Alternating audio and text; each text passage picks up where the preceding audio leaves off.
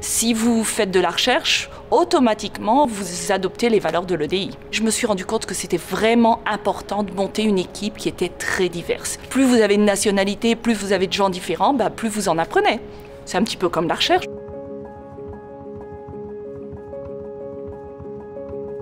Avec l'éducation, avec la formation, on est capable d'arriver à sensibiliser les gens à ça. Et moi-même, je pense qu'avec ce genre de formation-là, ça m'amène à me poser des questions sur, comment est-ce que je recrute mes étudiants, comment j'évalue mes étudiants.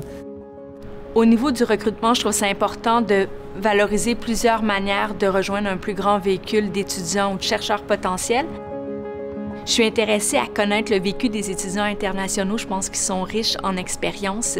Et puis, j'aime aussi les rencontrer lors de conférences et d'autres événements.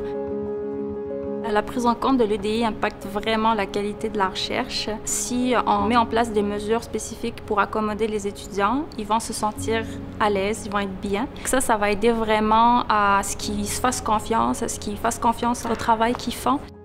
Ça apporte beaucoup au niveau du processus d'idéation, donc la création d'idées. Pour l'évaluation des candidatures que je reçois, donc depuis finalement que j'ai pris un peu cette résolution de faire un peu abstraction du background culturel, économique, social des personnes, je regarde vraiment quelles sont leurs habiletés, leurs compétences, en quoi ça correspond finalement aux besoins de l'équipe.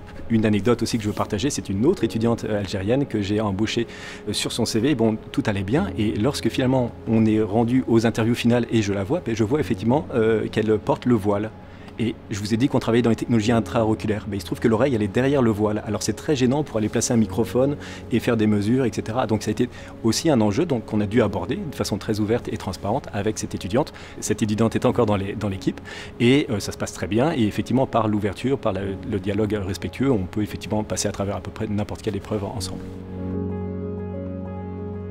J'essaie de faire des équipes de recherche qui sont justement avec des gens qui viennent de différentes ethnies, qui sont de différentes religions. Puis j'essaie de fournir les chances à tous les étudiants. Au niveau de la gestion d'équipe, évidemment, ça nous invite à nous remettre complètement en cause, comme chercheurs, comme directeurs d'équipe, dans la façon dont on va effectivement recruter, diversifier, intégrer tous les personnels et nos étudiantes et étudiants.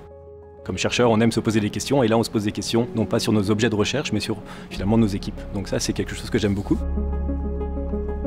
Je veux faire en sorte que je manque rien, que je puisse adapter ma recherche, ma façon d'enseigner, puis ma façon d'interagir avec les gens en tenant compte de tous ces éléments-là. Pour moi, c'est important. J'ai suivi quasiment toutes les formations qui ont été proposées par l'ETS. Donc, je me rappelle d'une formation sur les préjugés inconscients, par exemple. On se rend compte que même dans nos procédés de recrutement, la façon dont on recrute, la façon dont on va faire de la recherche, on va avoir des préjugés. Puis ça, des fois, ça va à l'encontre des règles de l'EDI. Ça nous fait penser à des choses qu'on ne pensait pas avant. Je pense que ça fait beaucoup réfléchir, là.